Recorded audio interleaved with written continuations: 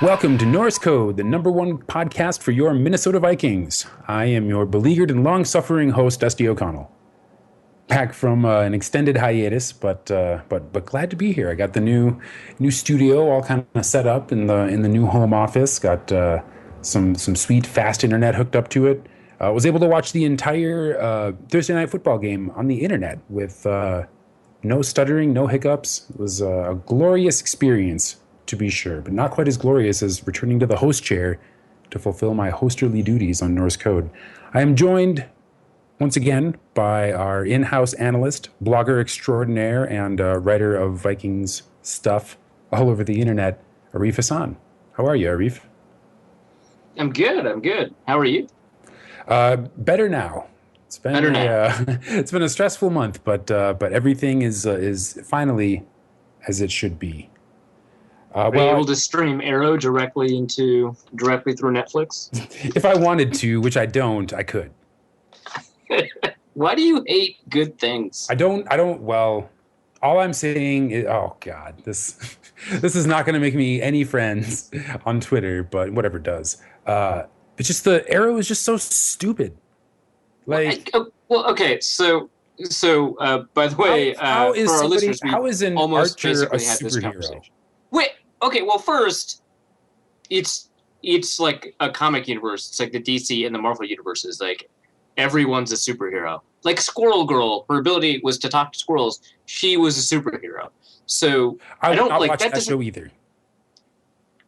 Great, you probably should, because Squirrel Girl is actually a pretty hilarious comic. But all right, I mean, well, first of all, there are movies where in the superhero ensemble, the only power one guy has is arrows, and those were pretty entertaining movies, as like kind of flat and disappointing as the last Avengers movie was.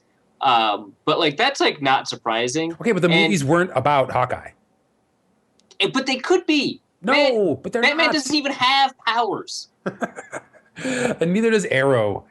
Right, that's my point. You can create compelling drama without You can create compelling drama out of functionally anything as long as there is crime involved. This is the classic Law and Order formula that has taken over syndicated television. Yeah, but this is less Law and Order and more like Cops. I don't really know. It's a comic book theme. It's a comic book setup for a non-superpowered hero, which is a formula that's actually fairly old and fairly, decent. Arrow's not as good as like Daredevil. That's a great series. And I hear it's not as good as Flash. I don't know. I haven't seen Flash yet. Exactly. You are making my points for me. There are better shows to watch that have a less dumb premise and less annoying writing. You didn't even let me finish my sentence, which was, but it's still enjoyable to watch. Maybe for you, but Okay, so the writing is bad. It gets better. The acting is bad. It gets better. That hasn't stopped me from watching comic book stuff. I will say, though, that I do have a particular dislike for bad technobabble. Like, I grew up kind of a nerd, and I came to appreciate the kind of finely honed technobabble that Star Trek, once it got past the original series, kind of developed. It took them a while to get a handle on it, but they ended up writing a whole technical manual for the Enterprise. And although a lot of the concepts are, it's like very oversimplified high concept stuff explained away by a simple analogy, but that worked for me when I was 11. And the technobabble on Arrow is grating for anyone who is familiar with information technology. And the character who reads the lines is not terribly charismatic either. So, and I can appreciate where that gives me a particular like not everybody is going to be so rankled by bad technobabble as I am, but I just can't listen to that. I just can't. The hacker doesn't even show up until the end of season 1 or whatever. It's fine, man. It's fine. I'm not going to watch Arrow. I don't care how many scones you offer me. I'm not going to watch Arrow. Scones. Is that what usually tempts you? Scones and Scooby snacks? I do like scones. All right, on to the show. But first, a tip of the hat to our listeners who continue to support us in the most generous way. We put out a call saying, hey, we're hurting for money to keep the bits of flowing. It costs a fair amount of money to store all these episodes on the internet and then broadcast them out to you. Not much, not a whole lot, but enough, more than we would like to pay. And as soon as we put out a call, the listenership responded. You guys came out and with open wallets and open hearts and said, what would it take to keep Norse Code on the air? And we're there for the most part. But of course, the more you give, the better of a show we can give you. You may have noticed some recent upgrades in our physical equipment, enabling us to sound better than even some like ESPN podcasts. Like James is doing some pretty great work on the back end, and we would like to continue doing that for you. And this week, we would like to thank Joey Merrick of Arlington, Texas, for pitching in a first-time contribution, in his words, to keep the purple Kool-Aid flowing. So, thanks, Joey. You're awesome. We will endeavor to continue keeping that fountain flowing. What flavor would the purple Kool-Aid be? Not grape, right? Probably like blueberry pomegranate or something. Well, that's better, but I mean, it's not grape flavor. It's purple flavor. Doesn't taste anything like grape. It's drank. Drank. But I'm not a huge fan of purple flavor, so yeah, let's go with blueberry pomegranate. Although not too much pomegranate. That stuff's kind of tart. Yeah, it's like dry. I had a really tart pomegranate the other day. Use with caution. Those arrows will get you. So you and I just watched a football game, Seattle versus San Francisco, and you can't see it, but I'm doing air quotes around football game. Well, it's weird because last week proved that you can have pretty decent, I'm not going to say like good, but pretty decent watchable Thursday night football and horrible Monday night football all in the same week. The Saints aren't even a good team. So to have Atlanta and New Orleans put together a pretty watchable game on a short slate, despite the fact that Atlanta lost for no reason, they shouldn't have lost. It's possible to have good Thursday night football. If you're not a Vikings fan, it's definitely even more possible. Because then that Bucs-Vikings game from a while back where Doug Martin went off for like 226 yards or whatever, I bet that game was super fun if you're not a Vikings fan. So it's possible it would have been entertaining for everyone else. But I think I agree with the general consensus, of course, which is you are less likely to have good football on Thursday night and significantly less, enough to the point where maybe you don't have it. I probably would have watched some college ball today if it wasn't for that.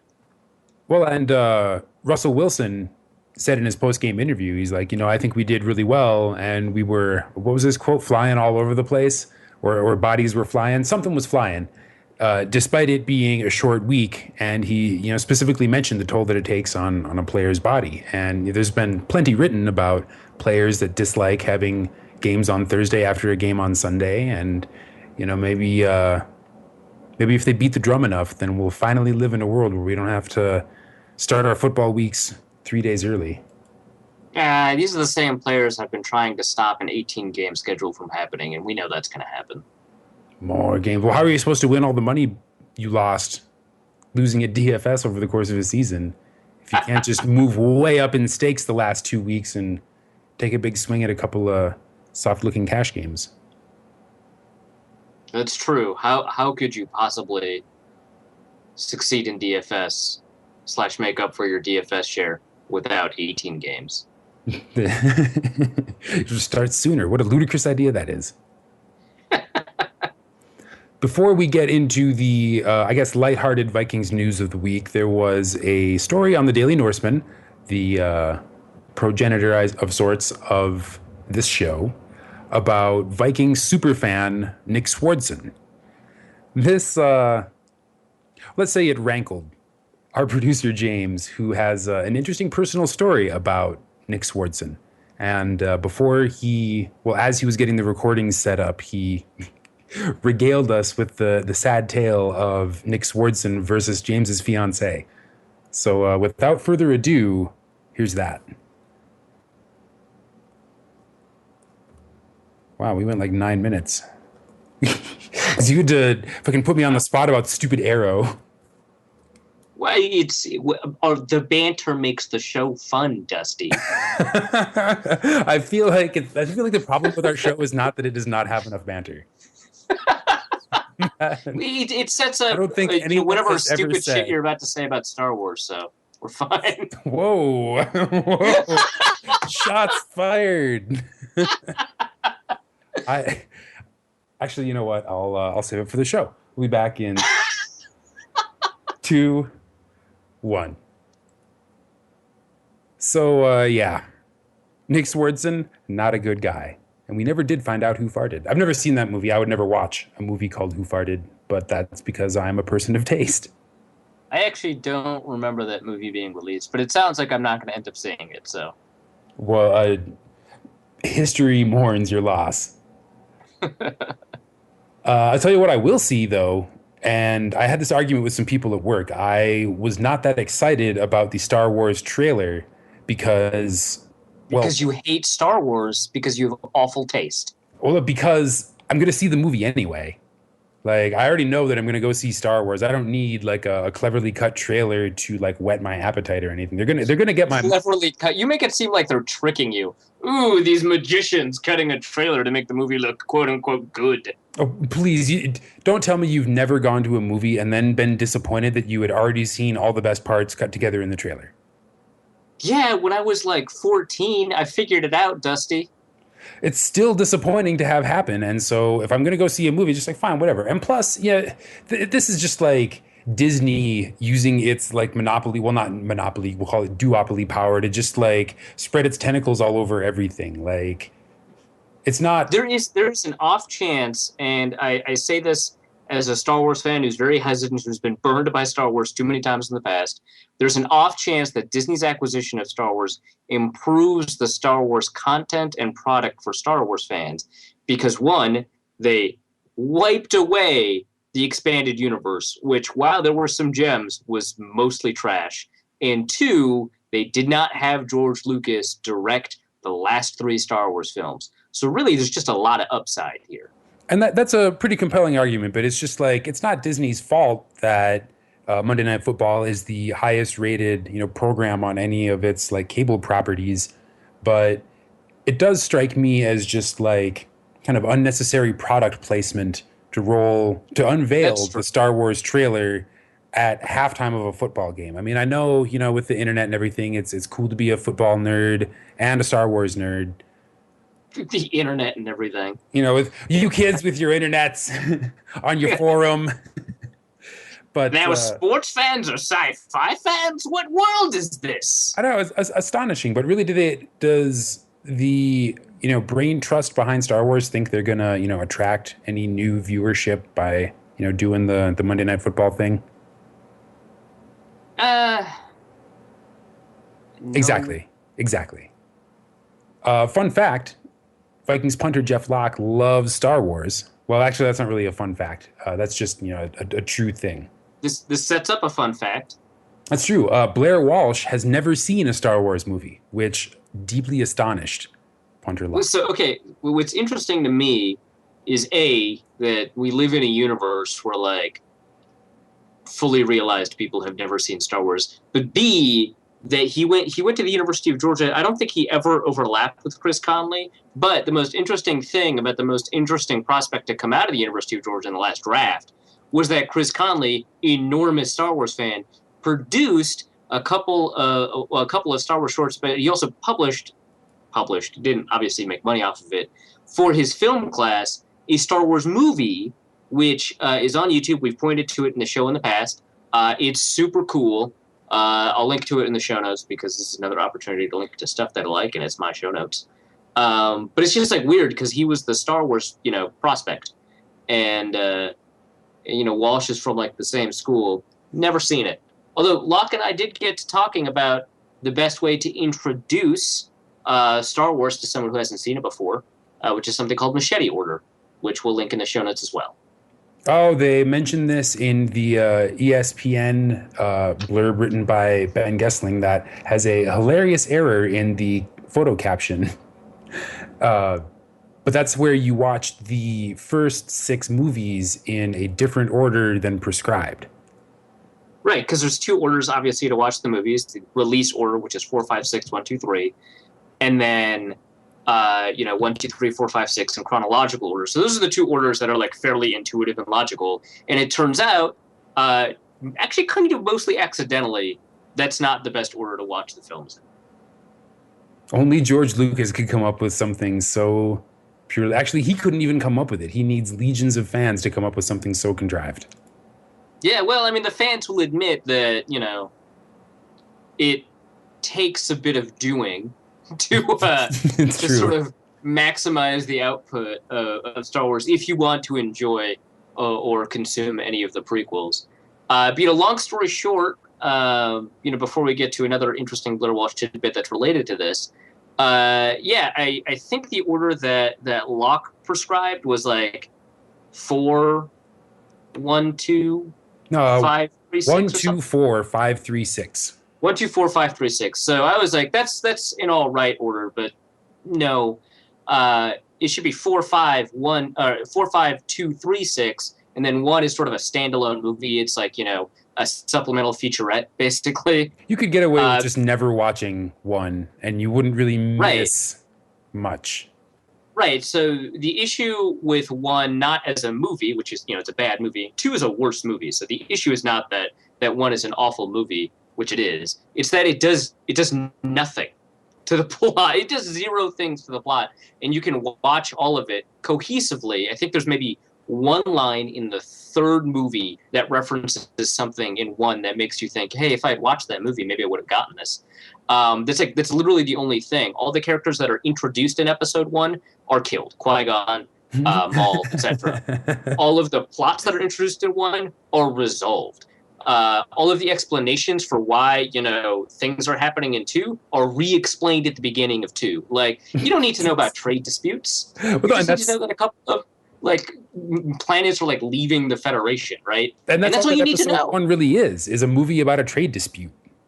Yes, taxation Like, and trade disputes. that's it, and it stars a baby.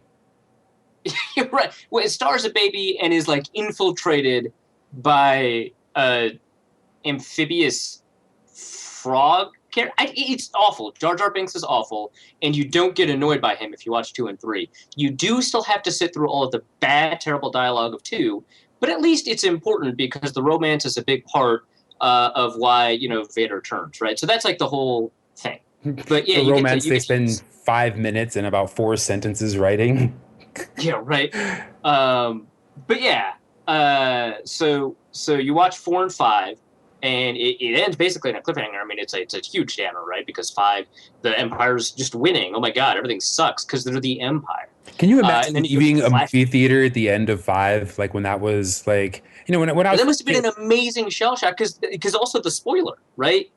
Like the Luke and Leia are well, you don't learn about Leia, but Vader's like Luke's father, and the Empire's winning.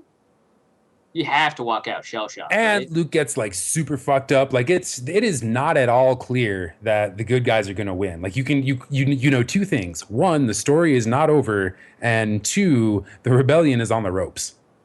Yeah, right. So it ends there. Then you get to do a flashback on with 2 and 3 that gets to explore like Anakin slash Darth Vader, which allows George Lucas to actually execute what his vision was, which is because his argument has always been that the 6 movies together are actually a story about Darth Vader, not about Luke Skywalker, which doesn't really make sense. It's really jarring, right? Because when you watch 1, 2, and 3, and then you watch 4, 5, and 6, and it's like the story's not about Vader, and you see his redemption at the end. You can kind of see it, but like it makes sense if you make it a flashback in the middle of 2 and 3, and so it's a complete arc. There's a bunch of reasons why the movie experience is actually increased. The parallels between movie 3 and movie 6 are emphasized when you watch them next to each other.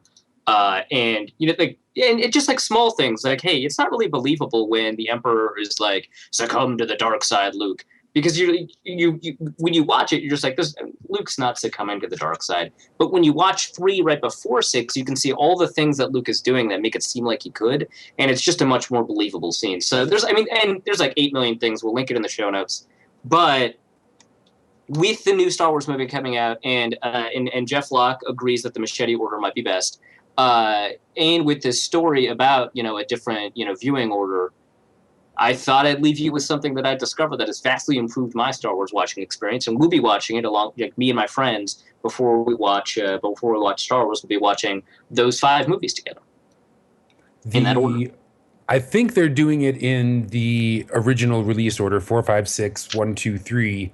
But the Harkins theaters here in Denver are starting a marathon at 2:30 in the morning on release day of the movie, where they show all released movies back to back to back to back to back to back to back, and then show the first showing of the Force Awakens. That sounds exciting and exhausting. I don't think that I am prepared for 16 hours of movie.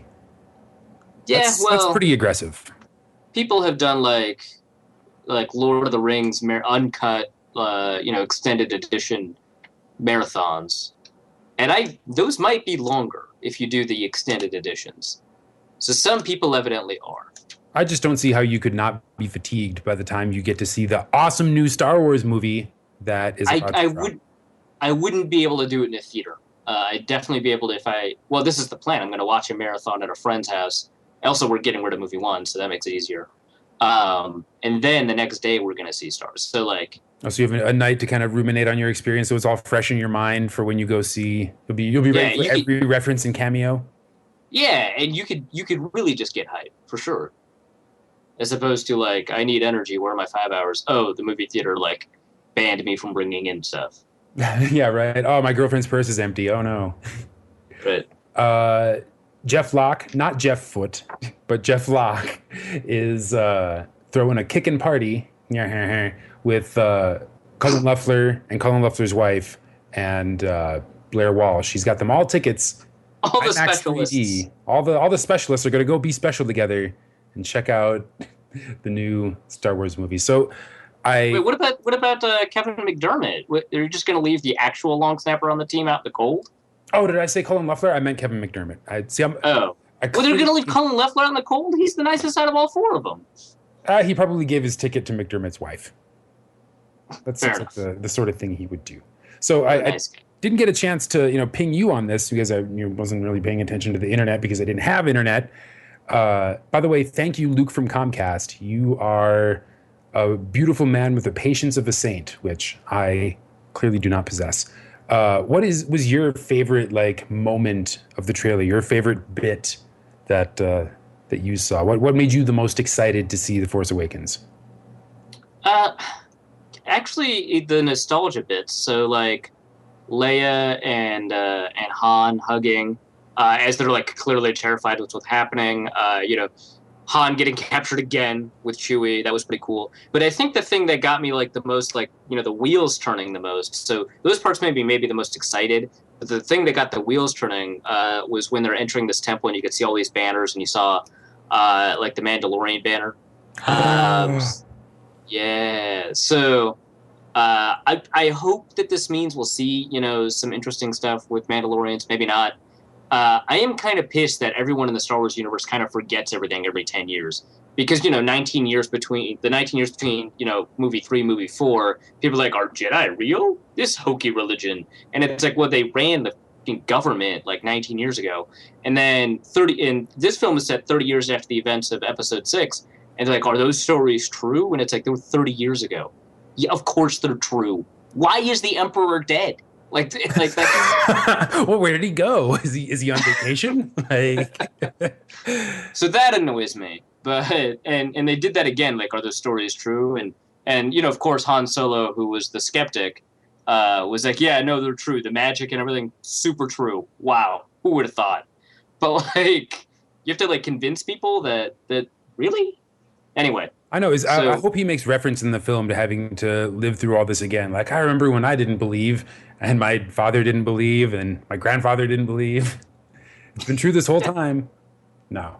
I am more excited. I mean, I enjoy the Star Wars universe, but not with the, I guess, obsessive depth that somebody who can speak to the intricacies of the expanded universe does.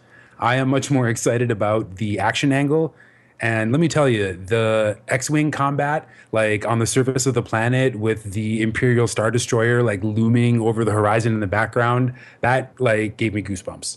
Like, yeah, no, that's it's going gonna be to super be cool. effing awesome. All right, so that's two podcasts where we've discussed Star Wars ad nauseam. We wanted to discuss it in the last podcast because we were worried you were going to ruin it. So, Oh. You know, uh, I don't hate Star Wars, but really? I am probably going to wear a Star Trek uniform to the premiere. Why? That's just needlessly provocative. Yes, that is correct. That is precisely correct. I'm just your cuddle. I hate fun. I don't hate fun. It'll be more fun for me. But why? Because you hate other people's fun. I maybe. Right. Next. Moving on. What's the next thing on our show? I can see the little black cloud over your head like a Peanuts cartoon. So the Vikings Donut Club is a thing, and of course now with every little club thing, the internet has gone and ruined it. You can go to you can go to Per usual. like it always does. You can go to redbubble.com and get your own counterfeit, obviously, Vikings Donut Club t-shirt. They are available. We will link it in the show notes in case you're an awful person. In case you hate the Vikings and want to pretend that you're a member of an exclusive club that you are specifically not allowed to join, then you can click the link. We have reached out to Chad Greenway to see what he thinks of these counterfeit t-shirts, but so far we have received no response. No, I did receive a response. He said the internet always wins. Oh, well. Just apt. Good job, Chad. It does. You cannot fight the internet. Well, alrighty then. That is the lighter side of the week's news, and now we return to. Gosh, was this the last show I did? The Lions preview the last time? Wait, you've hosted the show before? I know. What show is this again? Or is this a podcast? What are we doing here? Man, yeah, those are either the last one or the second to last one I did. God, it's been a while.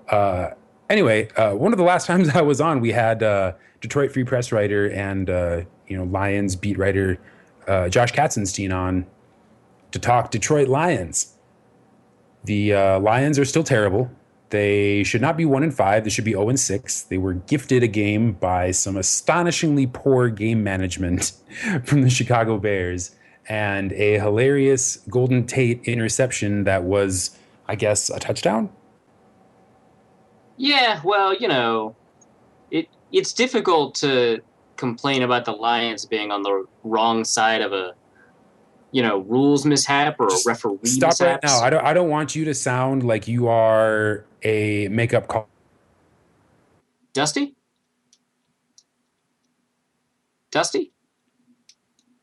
God damn it. Ladies and gentlemen, welcome to Norse Code. My name is James Pagashnik. I am your host and producer and relief pitcher when Dusty has internet issues. So is Dusty like Joe Mauer then? Because we haven't seen him. He's like 2012 Joe Mauer? It's like 2012 Joe Mauer. There's no concussions as far as I can tell. Although his absolute hatred of all things Comcast right now is pretty great, actually. We're seeing some live updates of him trying to deal with Comcast. But by the way, he was genuinely thanking Luke from Comcast earlier in the show. It sounds like Luke from Comcast is not getting the same treatment at the moment. I feel like he's in the doghouse and is probably going to have to sleep on the couch now. Like there's no, there's no way around it. He's just not getting the same amount of loving that he would have before. It's almost too bad, but we have a game to preview, damn it, and that's why we're here. So, let's begin. So you guys had just talked about Golden Tate, and I wanted to bring something up that I sent to the two of you today about the Lions are already complaining to the referees and then the NFL, saying, watch out for Xavier Rhodes on Sunday, man. Watch out for Xavier Rhodes. Do you, and teams often do this, do you think this is dirty pool on their part, or are they babies, or do they have an actual point that Xavier Rhodes is just a superior corner that shuts them down? I mean, it was like weird reading through the comments, and I mean, in fairness, Dave Burkett, who I actually like reading when it comes to Lions coverage, it might have been a case where he brought these quotes together, saw a commonality, and weaved a story through them, and it might not have been intentional, but it really does look intentional because they keep on like emphasizing handsiness, Golden Tate and Matt Stafford, and they keep on basically saying it seems like, and again, context and framing are everything when it comes to reporting, but it seems like they're basically trying to say, oh, he commits a lot of penalties, without saying he commits a lot of penalties. It was like before it was cool to hate the Seahawks, people were like, yeah, I don't know, they kind of hold a lot down the field, and so it just feels like they're pre-bitching or like they have an excuse in hand. But in fairness, and the Burkett article points this out, Xavier Rhodes has gotten a lot of penalties this year, and the referee crew that the Vikings are going to have for this game was the referee crew from the San Francisco game at the very beginning of the season, where Rhodes got a holding penalty, and the Vikings overall, I think they got 3 holding penalties. So it's hard to believe it's genuine, just given like sort of the unusual nature of the emphasis on it. But sometimes these things happen. Who knows? I don't know if they're attempting to prime the ref, or if they're attempting to have an excuse in hand, or if they're just like upset about having to play a corner like Xavier Rhodes. If it's the last thing, that's kind of cool. Like Xavier Rhodes is so deep into their heads that they're already complaining about how well he's going to be doing on Sunday. It's great. Good for Xavier Rhodes. That's awesome. So let's talk about Kendrick Ellis and Everson Griffin. Is Everson Griffin going to be playing this week? He has been kind of reported off and on as far as injuries this week. Yeah, it sounds like as of like sort of the most recent information that we've had right before recording the podcast, Mike Zimmer says that he expects Everson Griffin to play on Sunday, which is great. But also great is that Daniil Hunter played really well when Griffin was gone. So we can expect probably a pretty cool rotation. And if Griffin still is, if there's the potential for him to still be, suffering from like the after effects of whatever it is that sent him to the hospital, we could be pretty confident that Hunter can keep him fresh and still perform at a high level, which is really, really cool. But it'll be nice to see Everson Griffin. He's not been having as amazing of a year this year as he did last year, but I think that if you take away the penalties, kind of like with Xavier Rhodes, actually, if you take away the penalties, both of them are actually playing, really, really well. But those penalties have happened. They're on the field of play. They've affected play, and they've hurt the Vikings. So you can't say they're playing well, but in terms of characterizing how they've been playing and how they've been struggling, it's kind of the same story for both of them, where if they get rid of some of these disciplinary mistakes, they've clearly shown the talent and productive ability to be, really positive forces for a Vikings defense that's been pretty good for us this year. So the next question I'm going to have is about Matt Stafford. And we saw what he had this year when we played them. We actually beat up Stafford so well that he was bleeding pretty good by the end of the game. Or he ran into the brick wall at TCF Bank. But not the point. He left in a bloody heap is what we're trying to say.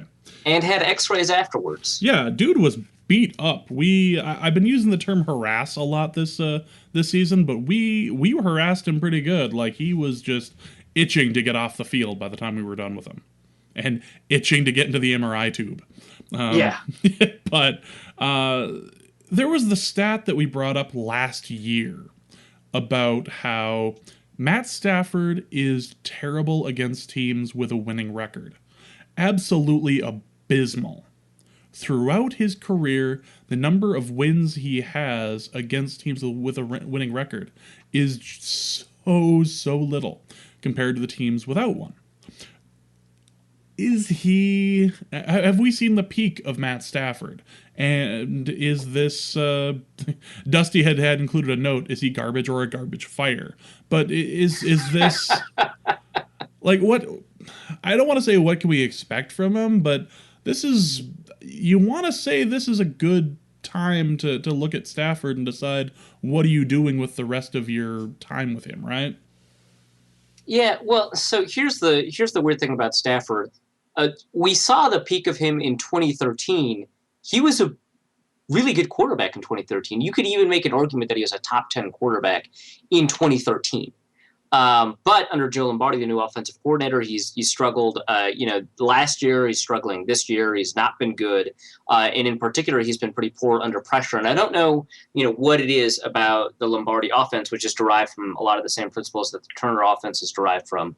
But what it is about the offense that's necessarily making Stafford, worse. But I'd suspect it's, maybe a lot less attention to detail. His delivery is getting worse every year.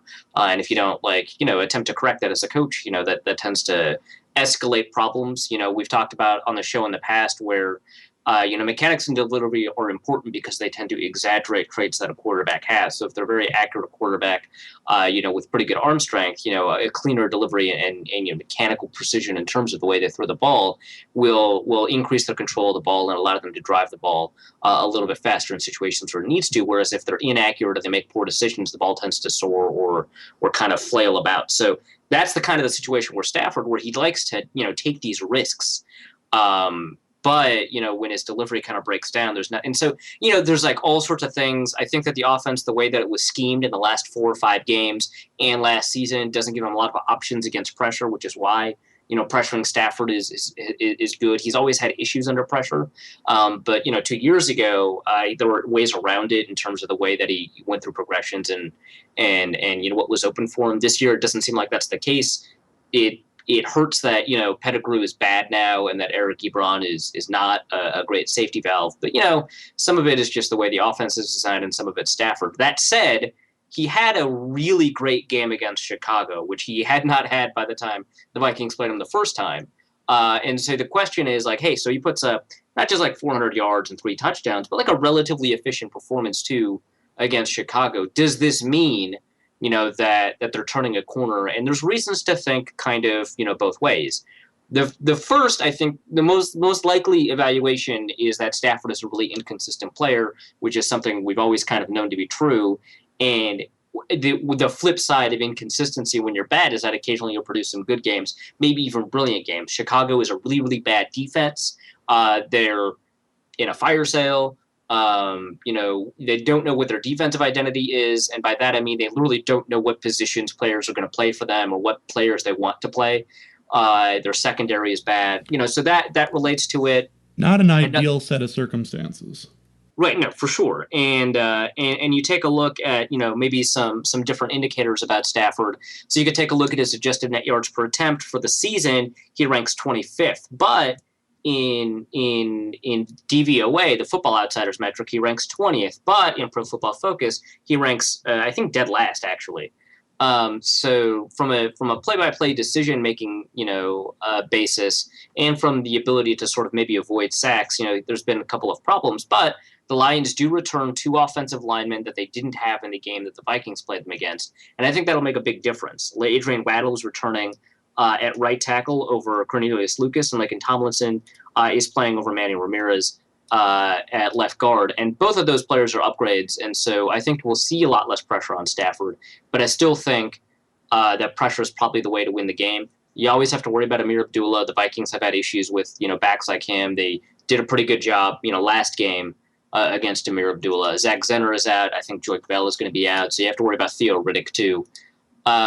But I think that the primary focus of the game is going to be on the passing game. It's going to be a little bit more difficult to get pressure, not just because they have a better new offensive line with their most problematic players replaced by better players, but also, they're at home. It's harder to get pressure at home.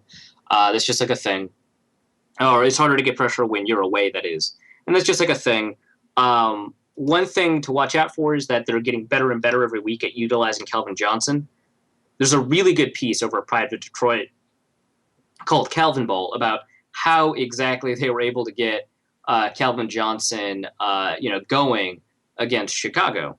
And so, I'll link the piece in the show notes. It's a really great piece. But, the things to take a look at are that they're finding different ways to isolate him, which sounds easy, but is actually pretty difficult because of the way that coverages work.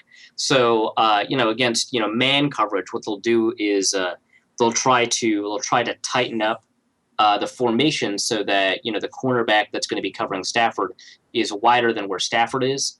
There's a really good piece by James Light at Jim Light Football, the blog, that isolates why putting Stafford in a closed formation against man coverage gives him a lot of options. He has a lot of field to work with.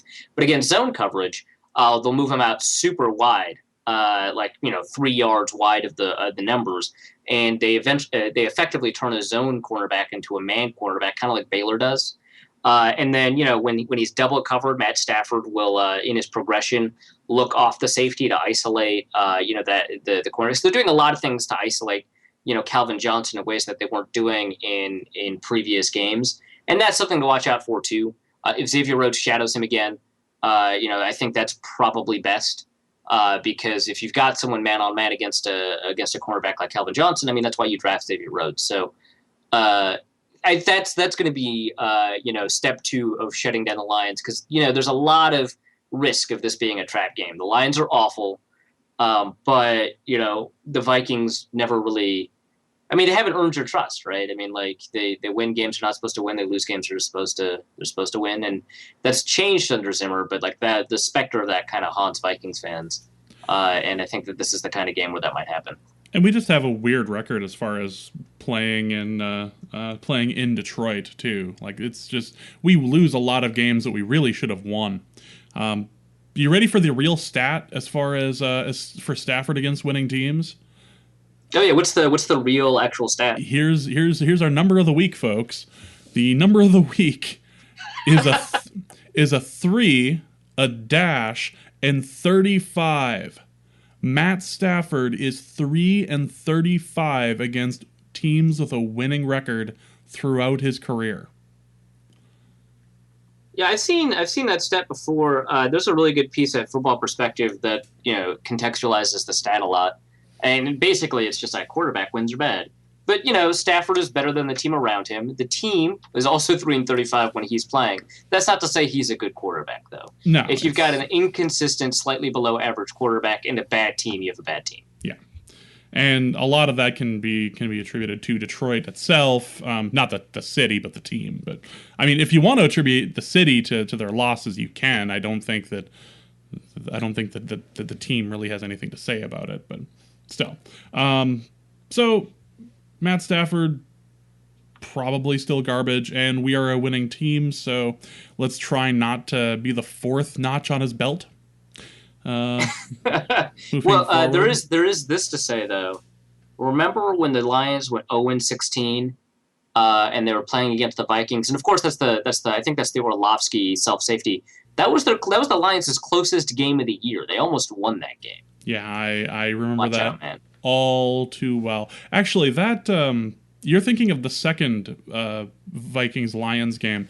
The first one was the first one was where the Orlovsky safety happened, where that was in Minnesota, and you can tell from the turf and everything. And Jared Allen owned Orlovsky. Like he owned the city of Detroit that day, and there was just nothing that was positive that was going to happen for Detroit that game. So no, we took that one anyway. Was Culpepper still the starting quarterback for them that season? I feel no. Like, are we sure? I am pretty confident that was the 2008 season. Okay, just want to double check. I feel like he was on the depth chart, or at least started a game for them that year. I'd have to check, but I don't really care about it because we're not here to talk about Dante Culpepper. We're here to talk about the current Lions. And let's talk about the Lions' defense against our offense. Haloti Nagata is going to be on there. Yeah, no, we saw a little bit of Nagata at in the Vikings game at TCF. So but he's going to come back. He's been banged up all year. Maybe he's a little bit better. But the defense, it's not something that is a huge worry, which is kind of a weird thing to say, given that last year the defense was amazing. But and the pride of this team was the defense and how well they would be able to run the offense, be able to run the ball. But most importantly, the defense was supposed to be this disciplined and scary beast, and Not as much our first game anyway. Right, and I remember going into the 2015 off season. If you combine the 2013 Lions offense and the 2014 Lions defense, you probably have a Super Bowl contender. I remember some of the anticipation for the Lions. We were saying that the Lions are going to be the biggest competitor to get second in the NFC North with the Vikings. Probably not true anymore, and in part because that defense is not as impressive. And, a lot of people will say, that's because, Ndamukong Suh's not there, and you've got Haloti Ngata in there who is good but not as good. Not even true. Haloti Ngata is not even as good as he was the year before, so it's a bigger drop-off than a lot of people imagine. But I think that Suh's impact is a little bit smaller than people are saying. I think DeAndre Levy being out for them is a huge. It's not bigger, but it's a really big part of the team. And I think that secondary was hidden by how good those linebackers and defensive line were, and now they're getting exposed by people who kind of know how to deal with that pass rush. Ziggy Ansah's good. Jason Jones is pretty good. He's not as good as Ansah. Behind them, they've got, Darryl Tapp and they've got a pretty good pass rush. They've got a pretty good pass rush from the edge. Their tackles, Karan Reed is pretty good. Haloti Ngata, we just talked about him, but they don't really have as good a defensive tackle. So I wouldn't be surprised if the game, runs through Peterson again, but I'd really rather have the Vikings rely on Teddy and Stephon Diggs, obviously, and also Charles Johnson and Mike Wallace and Kyle Rudolph, just because I think it's good to get successes, and I think that Adrian Peterson, now more than ever, is a boom or bust running back until he proves otherwise, especially with the run blocking he's getting.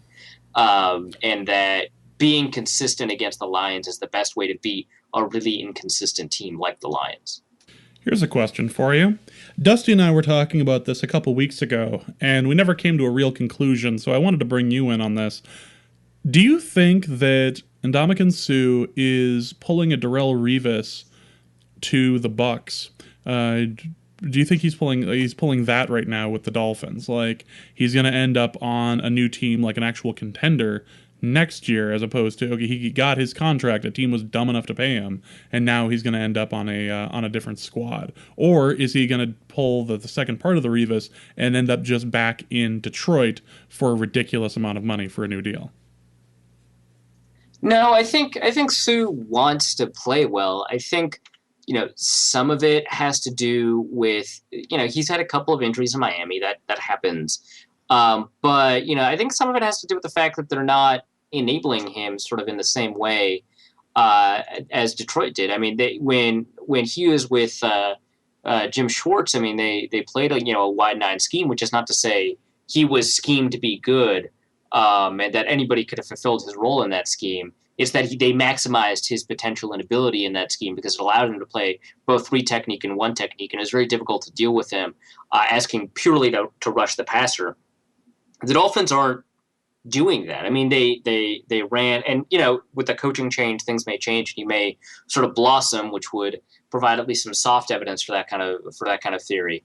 But it's a very similar defense to the one that Mike Zimmer runs. Except it's closer to the one that he ran at Cincinnati. Kevin Coyle, worked with Zimmer in Cincinnati, than it is, one that they're running now. And so there's a lot less emphasis on defensive tackles, especially, the ones playing at the nose tackle position like Suh so often is, attacking. The 3 technique will attack a lot like Geno Atkins did, like Sharif Floyd did, but, they'll have Suh just sort of stay at home. And that really ruins a lot of his talent. And so I wouldn't say that Suh is bad. I think they're just using him wrong. Yeah, and considering how the team started this year in Miami, using everyone wrong is probably about right as to what ended up happening. But just wanted to get your take on that. So we mentioned last show about Stephon Diggs and how we may actually have a Viking that you can really, really use in fantasy. Should we be expecting something great from him in the Detroit game? It's hard to say. We've only seen 2 games from him, and I think Kramer took some heat. Andrew Kramer from ESPN 1500 took a little bit of heat for comparing him to. He didn't even compare him. He just said, "Hey, Stephon Diggs had 2 good games." All that he has proven is that he's had 2 good games. There's a bunch of players who've had 2 good games in a row, and then he picks a player from the 1987 strike season who had 2 games and then never showed up again. Well, I mean, he shouldn't take heat for that. He's making a good point, which is that we can contextualize Diggs and say, hey, he only had 2 good games. But I think, Michael Rand, we linked to it in last week's show notes. Michael Rand wrote a piece about, hey, remember Cordell Patterson had a great rookie year. But I think that, Stephon Diggs is genuine in terms of the long-term assets that he can provide the Vikings, because the way that he's winning has been a kind of way to win. That receivers have been winning time and time again. It's a pretty consistent way. It's just like getting open with solid route running, running the route combinations that you have, and being a smart route runner, as well as having sort of a lot of those physical assets that make him good, quickness, speed, etc. In this game against Detroit, I want him to be a centerpiece. I don't know if that's going to happen with Charles Johnson being healthy. I expect Diggs to start because he's just been better and more productive, but also not just more productive, but also more talented. And so we'll probably see a lot of him, but we won't see as much of a snap count. So probably don't expect 129 yards, which maybe some people were expecting. But I wouldn't be surprised to see sort of like a 4 or 5 reception game for about 80 yards. But with a reduced snap count, that could be anywhere between 29 yards and 129 yards. So who knows? But I would like to see him take a big role. The opportunity is there for him to take a big role. I wouldn't roll your dice on it. If you're a DFS player, I have mid-level exposure to him in my tournament pool. So that's the kind of confidence I have in him, that I'm not putting him in all my lineups or even most of my lineups. I'm putting him in a fair amount of my lineups because he's cheap and can make big returns. So if that contextualizes it for you, that's what I do. That is where Arif is at on Stephon Diggs. So let's talk about some score predictions. Oh, look, Dusty put down a score prediction. I could do my best Dusty impression, but I don't think it would do him justice. Dusty is thinking 24-10, Minnesota, and 1 TD from a team is going to be taken away due to a catch confusion. That makes a lot of sense. I mean, Calvin Johnson's in the game. I think, Calvin Johnson's in the game, Golden Tate's in the game. I feel like weird stuff's going to happen around him. What are you thinking for a score? Well, I do want to remark on Dusty's score or his comment real quick, because he kept on saying, before he got cut out, that the Lions should be 0-6 because they got gifted a game against the Bears. Dusty's, of course, conveniently forgetting that the Lions probably should have had a second chance to win the Seattle game because of the bat back out of the end zone. Yep. And now Dusty doesn't get to defend himself because his internet doesn't work. So I just won this argument, Dusty. But in terms of a score prediction, I would make it a little bit more conservative because the Vikings are on the road, and so I'll say 20-14. I think the Vikings can win by less than a touchdown, but certainly not by 2 possessions, and I think it's going to be a lower scoring game because both offenses are kind of suspect. I'm thinking 17-7. I think that that does imply a Blair Walsh kick, but I'm not as worried about that. Or maybe I should be, because it'll be indoors, and now he's just gotten used to kicking outdoors, and now he has to go indoors, and this is all just going to go horribly wrong. I feel like this is one of those situations with him where, you ask your girlfriend what's wrong, and you don't really want to know the answer because the answer could be 1,000 different things and overthinking. I feel like that's a bit of the of the Blair Walsh thing. I think that analogy holds up really well, because we also know that maybe we should ask, but knowing isn't necessarily better than knowing that you don't know. See, there's known knowns and there's known unknowns. But what you really got to look out for are those unknown unknowns, which is where this whole Blair Walsh business started to begin with. So, be done with that. I'm thinking 17-7. Go Vikings. Let's talk a little bit about daily fantasy. I know you and Dusty were going to do a big thing here. But let's talk a little bit about some people that you would consider for this week, not counting tonight's game. Yeah, no, Dusty had a lot of stuff set up for this game, or for this week, in terms of daily fantasy, and a lot of theoretical discussion we had about getting better as a daily fantasy player. But his internet doesn't work, so we'll actually just talk about a couple of players that caught my eye this week as being particularly good players. I think a player that I have near 100% exposure to this week is Todd Gurley, especially in DraftKings, for a lot of reasons. The first is that we know that the Rams will ride Gurley. He's talented, but Jeff Fisher likes having a bell cow back. He just hasn't had a back talented enough in the past couple of years to be able to do that. Now he does. You have a first-round pick. You don't draft in the first round just to sit the guy. And there's a couple of indicators that I think that prove that he's a really good play. The first, of course, is that he's only $5,000 on DraftKings when a running back of his production in the last two games, really, demand something closer to like a $7,000 price. There's a lot of value there, but also they're playing against the Cleveland Browns, who rank 31st in DVOA against the run, and they give up 5.0 yards per carry, and they haven't been up against the world's best running backs. I mean, they did go up against Justin Forsett, but they're overall giving up 5 yards a carry is actually better. With their actual run defense is worse than it sounds. So expect him to go off. And then another thing to keep in mind with Todd Gurley is they really want to use him.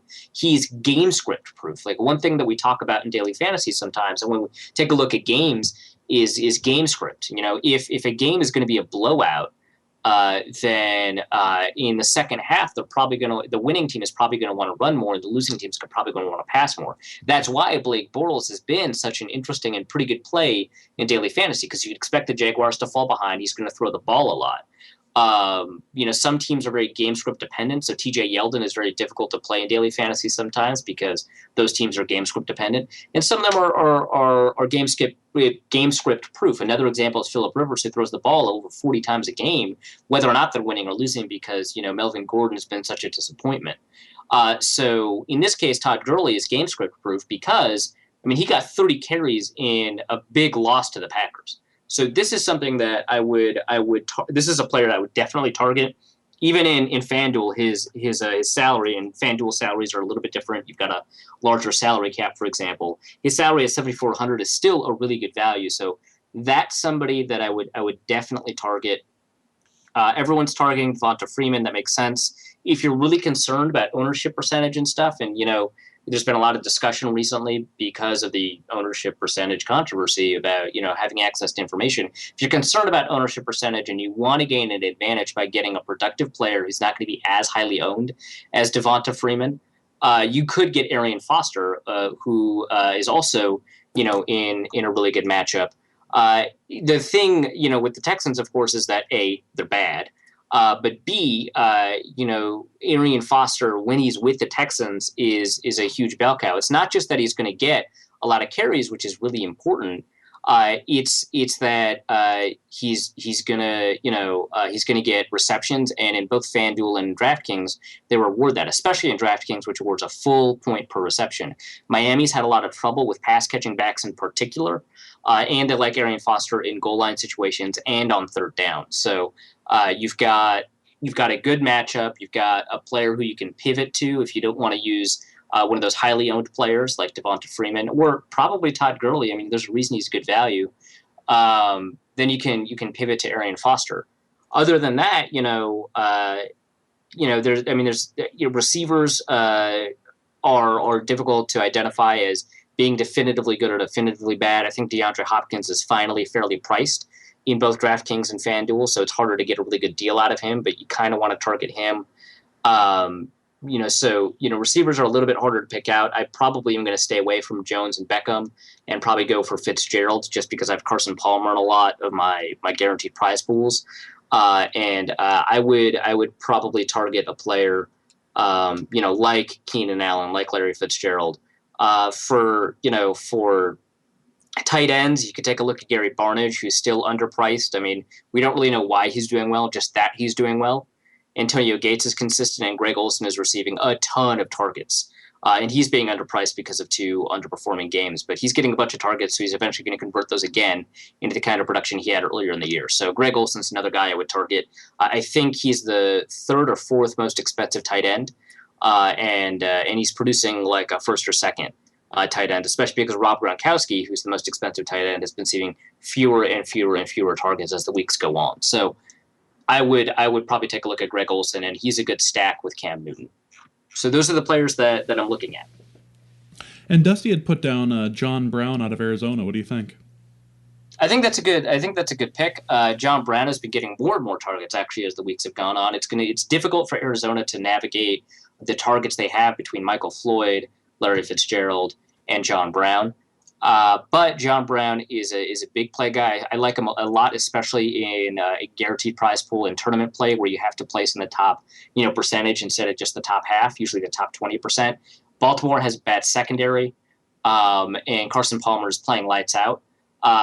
Brown isn't the wide receiver one for them, although he's played like that in a couple of games. That's Larry Fitzgerald for obvious reasons.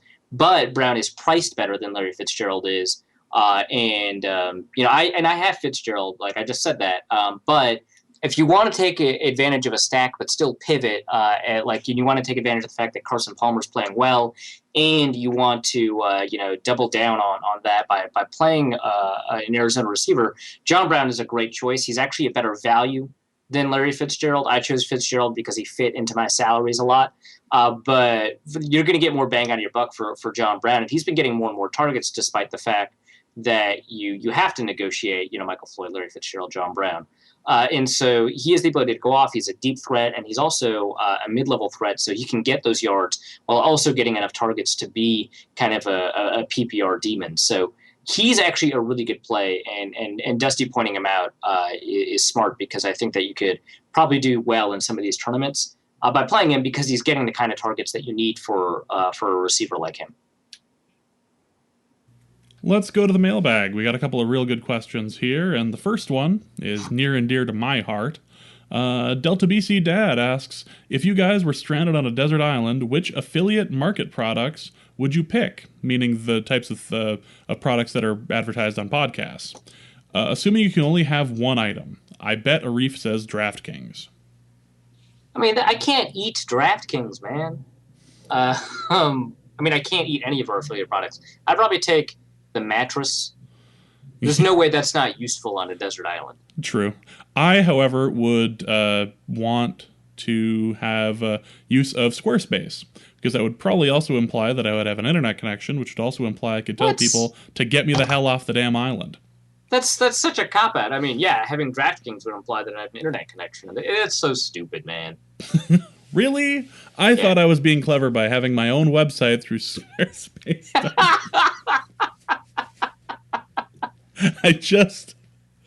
I thought I could like trick that and have it be a really nice website too about like my fun on the island and how I really want this 3-hour tour to be over, like that sort of thing. And how anyone can visit at any time. Anyone can visit at any time, and you can check out my Coconut Radio too. It's great. Let's move on to the next question from Racer K, who asks thoughts on the job Jeff Davidson is doing has been doing, I suppose, over the last 18 months, especially with developing young talent. That's going to be kind of difficult because as an offensive line coach, his track record with the Vikings is pretty up and down. They did a pretty good job in 2013 and in 2012. Obviously, in 2014, not as much, except the development of Brandon Fusco was continuing until he had gotten injured. It's difficult to evaluate 2014 because of all of those injuries. Matt Khalil, for example, he got worse, but, you can't really say, Mike Harris, hey, what a terrible right tackle, because starting level right tackles are just hard to find, and he was a backup. This year, I'm impressed that both Mike Harris and Matt Khalil are playing well. Last game, not counting for Mike Harris. And the fact that, the offensive line, we all know it's doing poorly. I still think that there's a whole lot of room for it to get worse in a world where, two of those players get injured. You have a new right guard who's never really played right guard before, and you've got a left guard who played right guard the last 2 years and a left tackle who had struggled. I think that with all of those things combined, this offensive line is not as bad as it could be, and in that sense, I'm a little impressed. TJ Clemmings recently said that he feels like he's getting better every game. That's true, not by a ton, but it's true, which is nice. And Clemmings is probably, a really good litmus test for Jeff Davidson's ability. But the fact that Matt Khalil came back, and he did have help from an outside offensive line coach that the Vikings brought in. But Matt Khalil, getting better, Mike Harris transitioning to guard, those are successes. I think John Sullivan is a success because he really flourished when Davidson joined the staff. And I think that, Clemmings, how he turns out is going to be a pretty good litmus test. I think Zach Karen is probably a success. Undrafted free agent, was on the practice squad last year, is now our backup guard and center. I think that he could probably slot in and do a really good job if that needs to happen. So I think better than worse, but I think if you had asked me the same question last year, I would have wanted him to go. I would have wanted him fired. Let's go to the next question from Josh Bjork, who asks, is Teddy having a hard time reading defenses?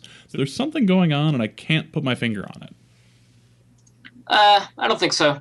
I think Teddy's playing well. I think it's actually, I'm annoyed at thinking about evaluations of Teddy, not because of the questions that we receive for the podcast or sort of the comments that I see at the Daily Norseman, but because a lot of my news feed is through Twitter. And a lot of people that I follow through Twitter are draft evaluators, and many of them were very high on Teddy. A lot of them have not watched him play this year, but we do know that his statistics have been pretty poor. I mean, the Vikings, I think, rank last or second to last in adjusted net yards per attempt. I think that their passing DVOA ranks something like 25th or something like that. They're bad as a passing team statistically, right? And you hear about a sack that he threw, an interception that he threw, and that gets gift and sent out. And a lot of these draft evaluators that really like Teddy are now like, wow, Teddy's pretty mediocre right now.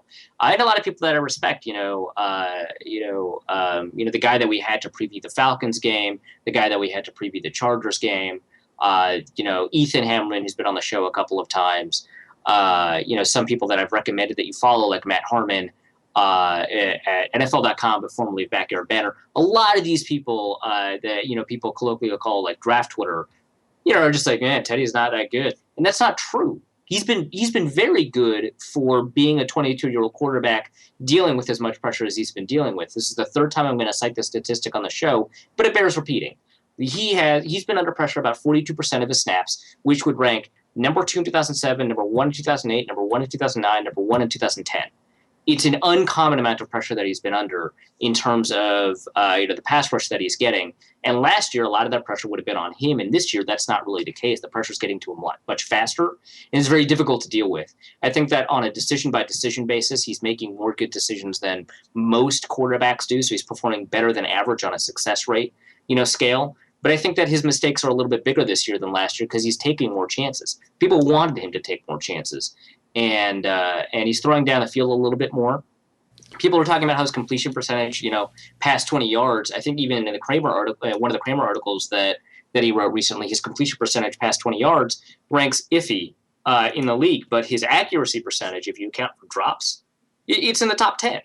And, I think that in terms of deep passing, 20 yards is not a great marker. It's probably at 30 yards. It's harder to find, a stat for 30-plus yard passing accuracy completion or accuracy percentage, and I suspect that it would be slightly lower.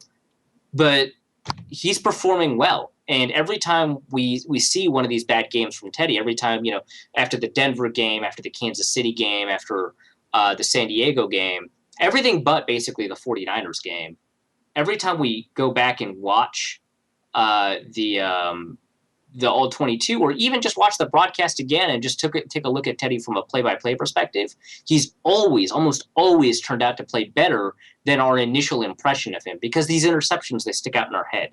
And I hate saying these interceptions because I don't want to like throw these interceptions kind of like under the bus, like, well, if it wasn't for interceptions, he'd be really good. Like, that's obviously a dumb statement to say. Yeah, if not for interceptions, Jay Cutler might be a Hall of Fame quarterback. Like, right, exactly, yeah. Right. So I don't want to say like, well, if it wasn't for all the bad plays, he'd be really good. But I do want to say the bad plays stick out in our head a little bit more than they should. And every time you go back and just watch the game to just watch for Teddy, he performs a lot better than we remember. Every single time.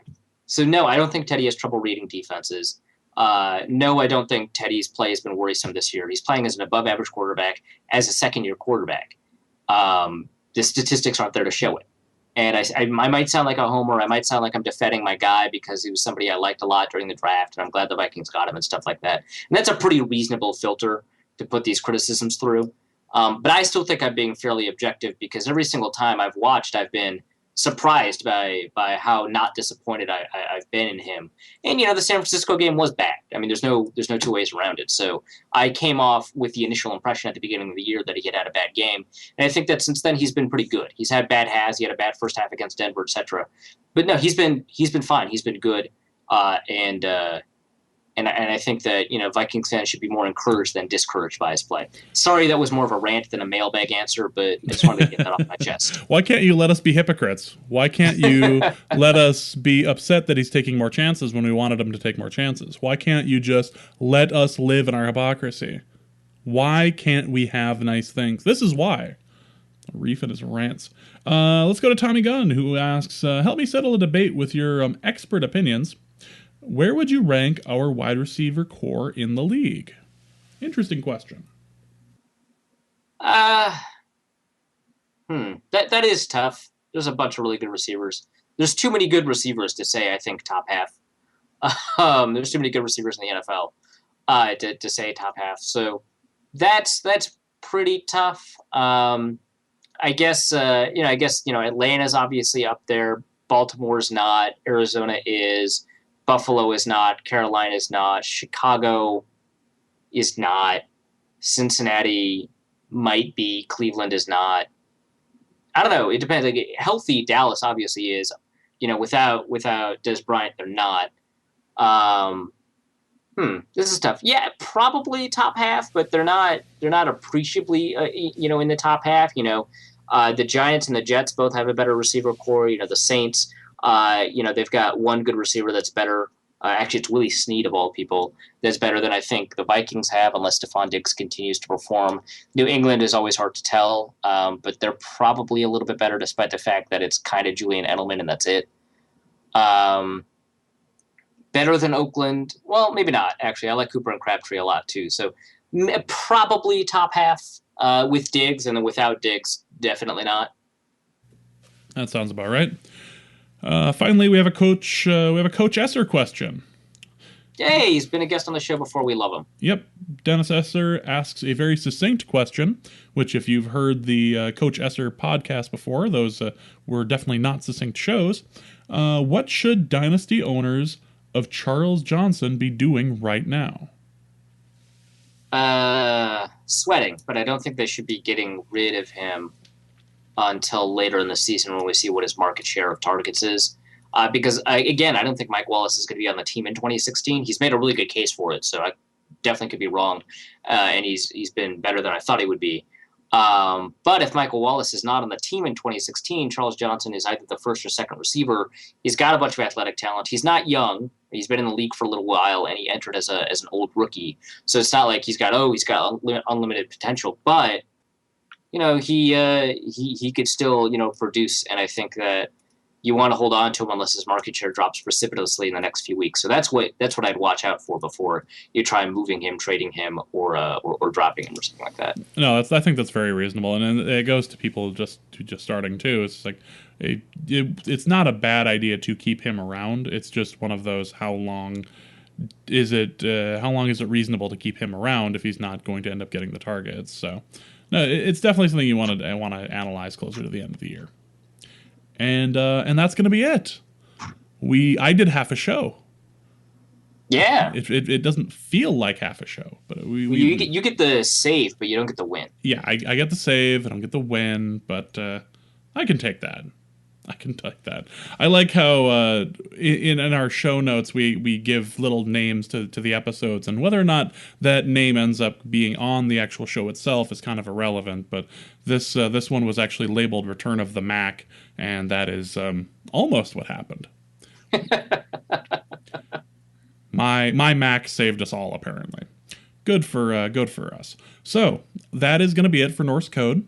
If you would like to donate to Norse Code, you can do so at NorseCodePodcast.com. You can scroll to the bottom of the page and click on the donate link. We'd certainly appreciate Tree Fitty and just help us keep the lights on and keep the purple Kool-Aid flowing.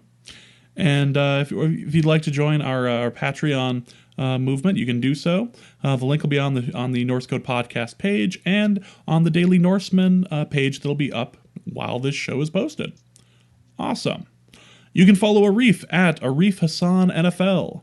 You can follow myself at Big Mono or at Norse Code DN, which is the official page for the show, official Twitter account for the show. And you can follow Dusty, who accesses the internet on his phone at Dusty O'Connell. I wanted to say something more snarky about Dusty, but I just feel sad because he legitimately is really upset right now that he has to go back to Comcast with his router and beat somebody to death with their own shoes and all that. So it's just too bad. Do you have anything to plug before we take off? Nope. I'm going to try to get that Stefan Diggs article up soon. It looks like I won't be able to get it up Friday morning like I had hoped. Damn shame. The article that you posted in the last show notes that you'd plugged on the last show was really, really good. I really want to encourage people to take a look at that article. Man, that was just fun to read. Yeah, no, Ellen Page is a hero. So Ellen Page, hero. But it was really good. Really suggest you take a listen or take a read to that. It's really, really nice. But that is going to be it for this week's show. Again, thank you for joining us. And our formula is this: keep Teddy alive. Looking forward to another Vikings win, and we will see you next week. Norse Code is the official podcast of the Daily Norseman SB Nation blog and is produced with cooperation from Pompous Jerk Productions. Pompous Jerk Productions. Attitude with attitude. The opinions expressed in this podcast are solely those of their contributors and do not reflect official positions of the Minnesota Vikings, SB Nation, the Daily Norseman staff, or PJP. No information in this podcast should be construed as gambling advice. Please obey all local gaming laws. Our formula is this. We go out, we hit people in the mouth.